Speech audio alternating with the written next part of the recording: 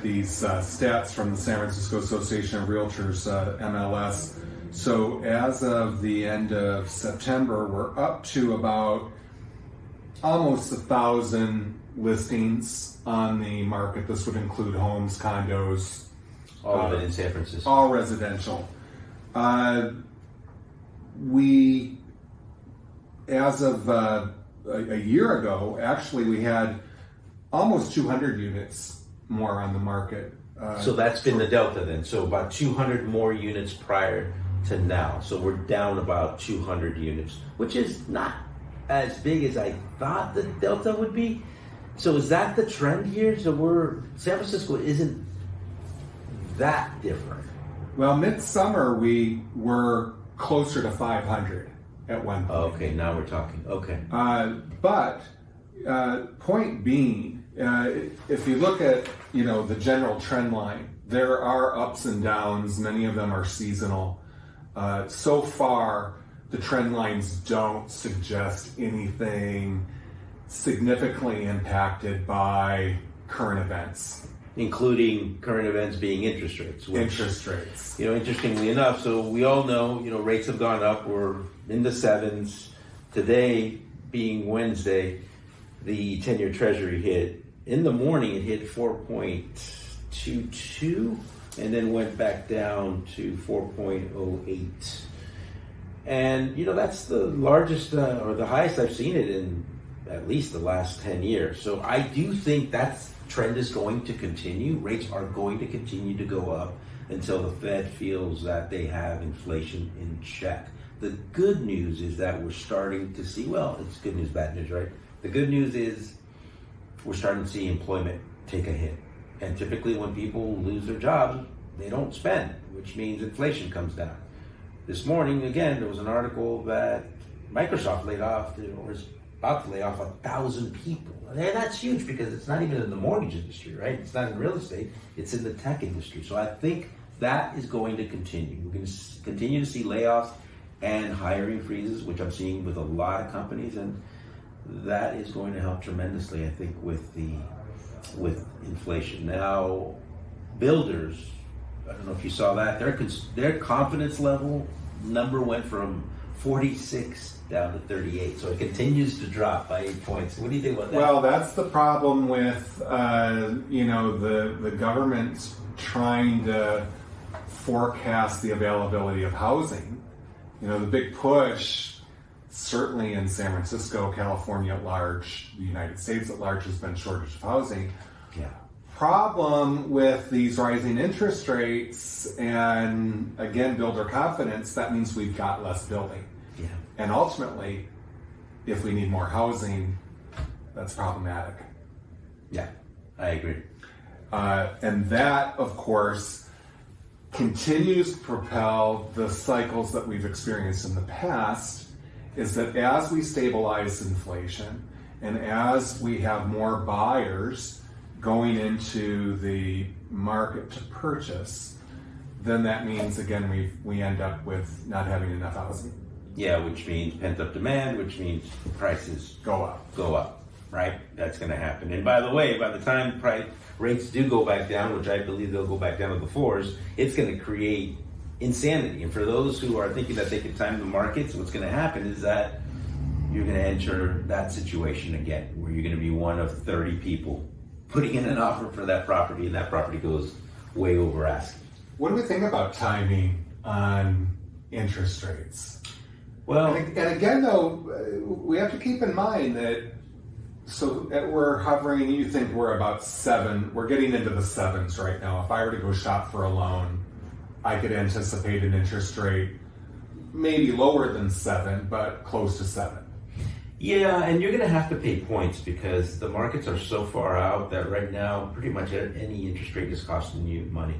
And this is where you get into negotiation, right? And the nice thing is that now you're able to negotiate with sellers, whereas the last 10 years, there's no way that was going to happen. And you can negotiate for a concession from the seller to use that concession or credit towards closing costs to buy down the rate. That's one thing. The other thing is that you might want to consider getting an adjustable rate mortgage. Now, keep in mind that adjustable rate mortgages come in different flavors. It's Not like they're adjusting the second you get it. You can get a 3-year fixed adjustable, which means it's fixed for the first 3 years, then adjustable yearly for the remaining 27 years because they're all 30-year mortgages. You can get a 5, which means it's fixed for 5 years, your payment, right, your rate, and then variable for 25 after that. Or you get the 7, fixed for the first 7 years, variable for 23, or the last one, which is a 10-year, which is fixed for the first 10 years, and then variable for the remaining 20. I personally think, and professionally think, that the 7 is the best out of all those options. It gives you some time. Plus, again, remember, these don't have prepayment penalties, so as soon as rates go back down, that's the time to refinance. Well, and I think that's an important discussion with regards to the cycles as well. When is the best time for a buyer to jump into the market? We watch the news, we watch the reaction from people that we know, and we see conservatism in terms of let's wait for things to stabilize. The challenge with that I've witnessed in my experience in the decades of doing this is that by the time the cycles stabilize, what's already happening is that demand is building up, inventory is decreasing, and prices are already starting to rise. So does a buyer wait and start shopping when they see prices go downward, or do they think more about strategies that are more about affordability for their personal financial situation? Yeah, which leads to this, right? Look, the numbers don't lie. The first step is know your numbers. The process is not intimidating when you're with the right team. People who are more advisory and education based, who can explain it to you in terms where you can explain it back to them, right? The process is fairly simple. Lenders are going to look at 4 areas of your finances. They're going to look at how much money do you have? And that's parsed into down payment and closing costs. Now keep in mind what I just said. Closing costs, you can negotiate, at least ask. Remember Wayne Gretzky, the hockey player? You miss 100% of the shots that you don't take. It's kind of that, right? Ask, and if they say no, well, they say no, but at least ask to see if the seller is willing to cover some closing costs. The second part of the 4 quadrants is your credit scores. Everybody has 3 credit scores, right? Equifax, Experian, and TransUnion being the companies who report. In the mortgage business, we use the median score, the middle score. If there's more than one borrower, whoever has the lowest of the 3 median scores, or of the median scores. The third area, they're going to look at your income. It's very different if you work for someone, you're getting pay stubs in a W-2 versus somebody who's self-employed. And I have programs for both, right? And then the fourth and final area is how much debt shows up on your credit report. They're going to look at specifically the minimum payment. So for example, if you have a $5,000 credit card balance and the minimum payment is $20, but you're paying $500 to get rid of it, the mortgage industry uses the $25. The minimum payment. It's not what you pay. So then we're going to take your debts divided by your income and come up with a debt to income ratio. And we also include the new monthly payment you're going to be paying on your mortgage. That number on a conventional loan cannot be more than 50%, 50. If you're doing government type of loans like a VA or an FHA, you can go higher. And then if you're doing a jumbo loan, you're going to be pretty much at a max of 43%. So there is a big difference. All these things get factored in. And then they're scrubbed against what's called the ability to repay, or ATR rules. These were passed as part of new compliance after the whole meltdown of 2008. So no lender is going to lend you money that you can't pay back, like they were doing in 2008. So the numbers don't lie, is what we say, right? Know your numbers. What can you really afford? Now, let me give you the overlay. The overlay is that if I do the numbers for you and it says that you can afford $1 million putting 20% down, then that's going to be the maximum number that you can afford based on, an estimated rate, based on all those 4 quadrants that I just mentioned, which is how much money do you have, your credit scores, your income and your debts. And then you go into the situation where you engage Robb, and Robb goes and starts looking at properties. right? Knowing what he knows of decades. This is where it's super important. His decades of knowledge and having gone through cycles, because a lot of people haven't, let's be honest. But he has. He's going to know how to negotiate, not only price, but also concessions for you. Don't lose the battle before you go into it. Just know your numbers. Don't make assumptions that because you're going online and looking at all these houses that are super expensive, that you can't negotiate down, because price reductions are happening.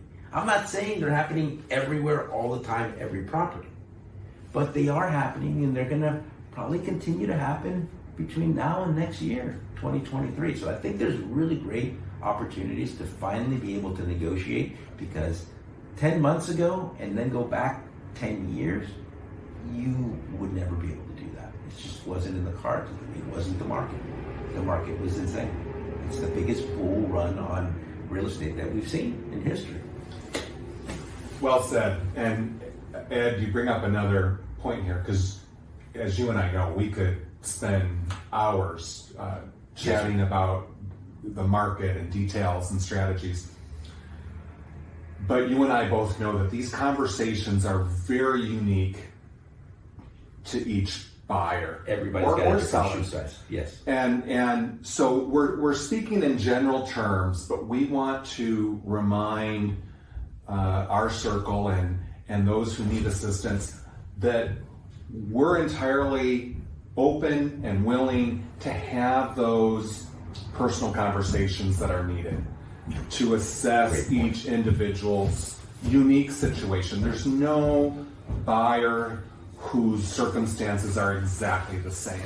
So call Ed or call me, and we're actually going to suggest discussions that involve every party that's going to be involved: your real estate agent, your lender, your tax person.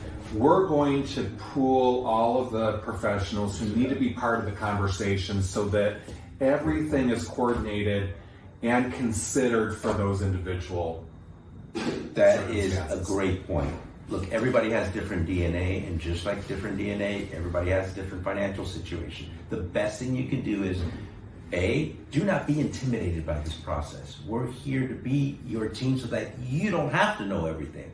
And by the way, Google's not going to solve all your problems and give you all the answers. I promise you. There's so many nuances in real estate, both on the literal real estate side and also on the financing side, that it will not replace the kind of knowledge that we have accumulated over the decades of, boots on the ground, right? Reach out to us and let's have a customized and personalized consultation with you. That's not going to cost you a single penny. It's not going to obligate you to anything, but it's going to give you a lot of really great information and maybe shed some light on things that maybe you didn't think about, or opportunities and options you didn't know you had. Good point. Speaking of taxes, so at our sales meeting, and I have to make it really, I have to preface, as lending professionals, as real estate professionals, we do not give tax advice. Correct. But it's important that our team has an understanding of the general process and how real estate investments, whether it's your personal residence or whether it's a rental property, how those investments might impact the benefits of tax deductions. So we did at our sales meeting last week, we took a side-by-side tax return for an individual who was earning about $140 a year. No deductions. Renting a $4,500 a month apartment.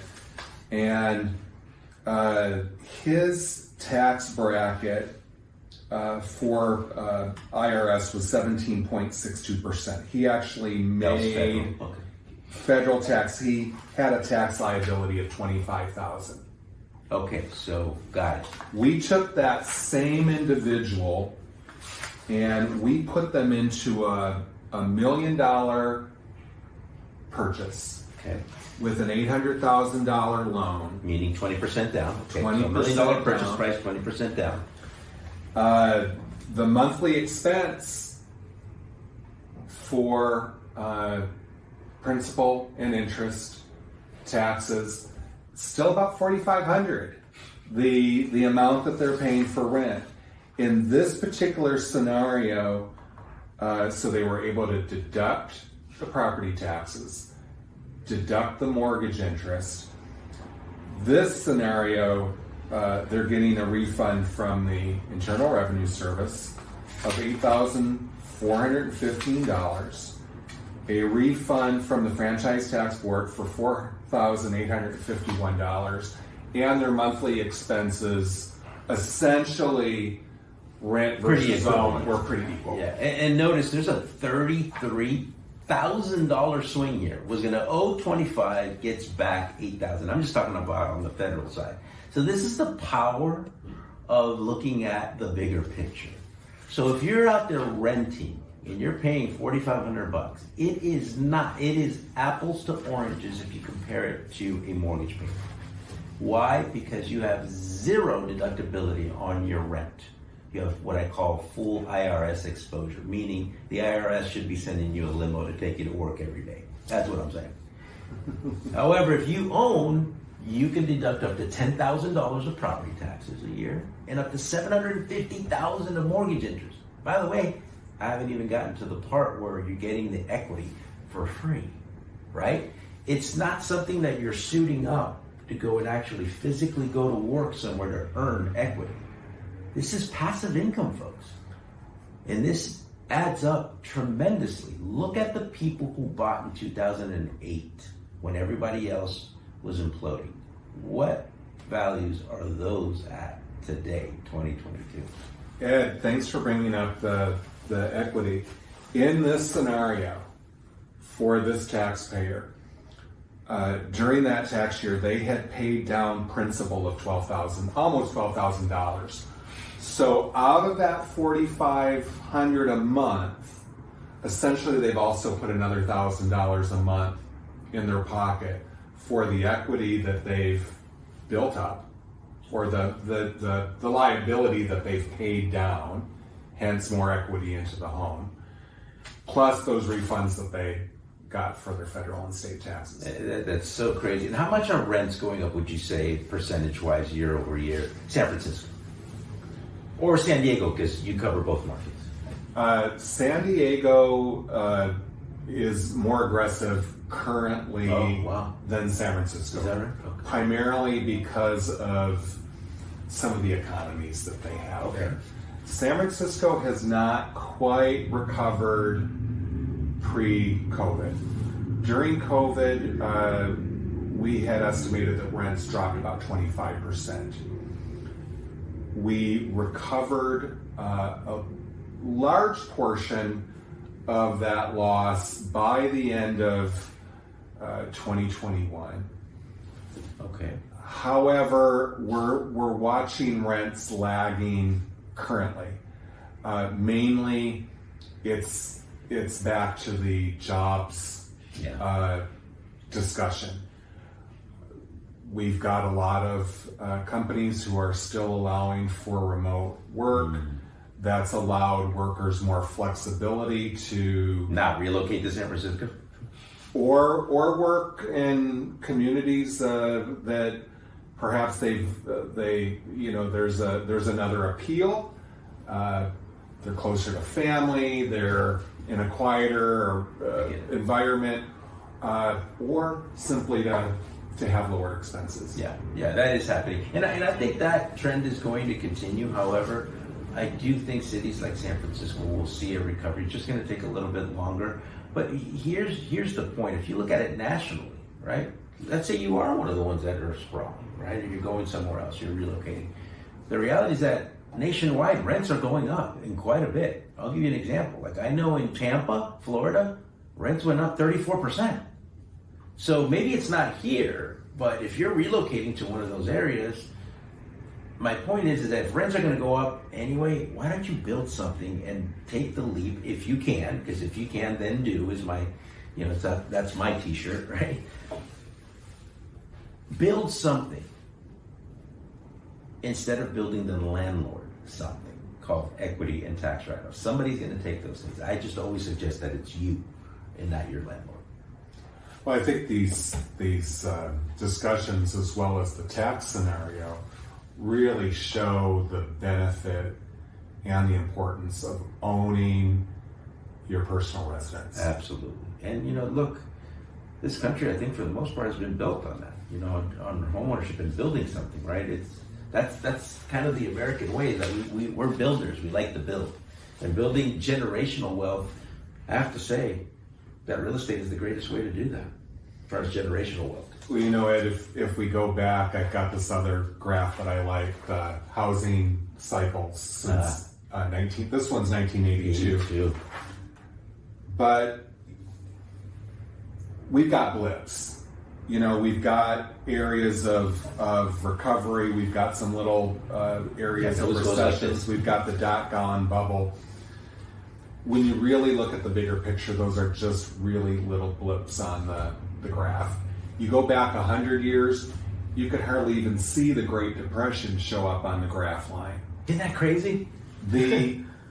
That's true. Property values continue to grow, and that's the other benefit of thinking about your home ownership, not only as your own stability, the American dream, but also to look at it as a long-term investment, because the appreciation over a number of years is significant. It's significant, and that's why I call it generational wealth, because you're right. I mean, if you look at this graph, which we'll put up, it, even in the times where it decreases on an increasing basis, is what we say. So you'll have the temporary blip go down, but then if you look at the graph over time, it keeps going up. You don't see it going like that over 20 years. It always does this, but notice how even though I'm coming down, it's still going up. So decreasing on an increasing basis. And that's always been the case. Even in 2008, go look at the charts. 2008, what happened with San Francisco? It flatlined. Look at the rest of the country, what was happening. It was going over a cliff. So these go off of numbers, because the numbers don't lie, which is the reason why we brought out these tax returns and give you the example of Joe Renter versus Joe Buyer and homeowner, because the differences are dramatic. The 2008-2009 recession overall was fairly shallow too. When you look back, it wasn't a fun time while we were in it. There were a lot of opportunities. I watched people sell during that time period that I wish they didn't have to. I did too. And I was questioning it. Why are you selling it? And generally, there were cases where it was a financial necessity to sell. Sure. We saw that. There was some fear motivation for some people as well, just as we have fear motivation right now with the interest rates. And for those sellers, it was too bad. 2 years later, not only did prices recover, they accelerated.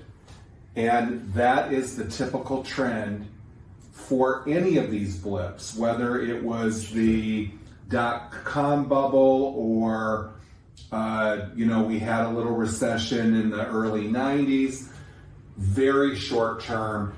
And then the recovery not only meets where the high water mark was previously, but significantly bypasses. It shatters it, yeah. Which is why we've been saying, look, fall in love with the property and marry the property, date the rate. Buy your property now if you can by negotiating the best price, right? And potentially seller concessions to buy down your rate, and then refinance later. But in the meantime, the middle piece is where you're building. You're building equity between now and then, and you're also getting tax write-offs. You just can't, you can't beat that. I mean, sure, we would all love to be able to get a house at 20% lower and a rate of 2%. But if you look at the charts, I mean, the last 30, 40 years, what if the rate's been for a 30-year fixed mortgage? Been between 6 and 7%.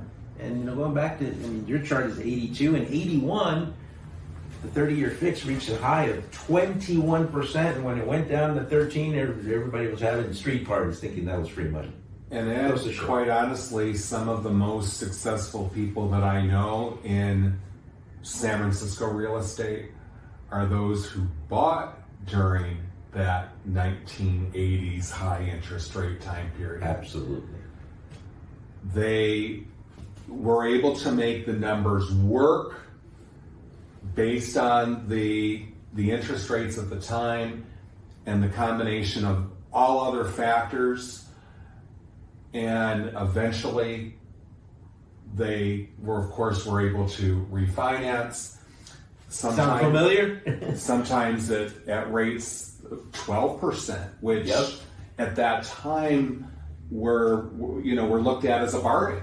We're looked at as the 3% that we just saw. But the point being is that we don't get caught up in the percentages. We get caught up in how do the numbers work, the bigger for picture us. of numbers. Yes. And instead of looking at, okay, what's going to happen in 2 years, we look at these trend lines, we look at the historical data, and again, we are not basing our decisions on a 2-year investment. We're basing our decisions on a 10, 15, 20, 30-year investment. Now, I'm not suggesting that, again, we don't really consider our own finances. If you can't afford the rate for 3 years, then don't do it. Well, and then it's not going to happen anyway, because like I mentioned before, now after 2008, which was a great part of the cleanup using the Dodd-Frank Act, and new compliance and legislation that happened, is that lenders are not going to lend to people who can't pay. Those days of, well, you just have a pulse, or even if you don't have a pulse, you get approved, that those days are way over, right? You have to be able to afford it. And by the way, even if we had those products, it goes back to what I've been saying before. Get the right team. Because the right team is not going to do a transaction where they don't care what happens after they get you in the house. For us, it's, yes, getting you into a home is important, but keeping you in the home is even more important for us. Because we want to make sure that it's sustainable home ownership, not just getting in. So what if you get in and then you get foreclosed on it in a year? Which, by the way, what happened in 2008?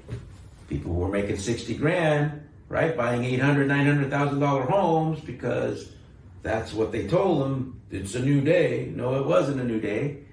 They created these artificial loan programs, and what I mean by artificially making you believe that home ownership is for everybody. There's no absolutes. There's never an always, and there's never a never, right? This is where we come in to advise you on what makes sense. I will show you the numbers. The numbers are not going to lie. I'm going to give you a maximum that you can afford based on the ongoing concerns right now. Interest rates, those kind of things, and the 4 areas that I mentioned before. And Rob will show you properties, right? And he will attempt to get you the best deal possible and negotiate, because now you can. It's look at what can I do today that's going to benefit me for the next 10 to 15 years. Because the next 10 years is going to go by faster than the last 10 years. I mean, we're filming here in October. Can you believe it's October 2022 already? I mean, we're going into a new year. Costco's already selling Christmas trees, folks. It's happening fast. So what are you going to do to build? What are you going to do today so that you can build? Stop trying to time the markets. It's going to spank you. It will. Whether it's stocks, it's real estate. We are not inherently good at timing markets. That's not what human beings are good at. We're not. I've seen it over years. Like I mentioned before in other videos, even when I was, the stock side, people could not time the lower of stocks. You got Warren Buffett who can't do it, one of the greatest investors ever. What does he do? He does the same thing that we're recommending. Right now is when you can value invest, meaning go negotiate price. Take care of the rate later on, because sometimes you can't bake your cake and eat it too, meaning get a 3% and a 20% price reduction. Okay, but if you can't bake your cake and eat it too, that doesn't mean don't be a baker. Go do it right. Let's get you into a home, and within the next 12 to 18 months, which is my prediction, rates will come back down to the 4s. Let's get you refinanced. Hey, I'll even throw in an appraisal. I'll even pay for your appraisal because I'm not confident that I'm going to say, I told you, right? Because it's going to happen. Good point. And I think it's a good time to remind our audience here, call us, email us. We don't bite. We want to have a personalized conversation to really, again, assess your wishes, your desires, your financial situation, and make sure that we're putting you into the best scenario that works for you. Absolutely. We appreciate your time and for watching this video. Thank you. Thanks, Ed. Thank you.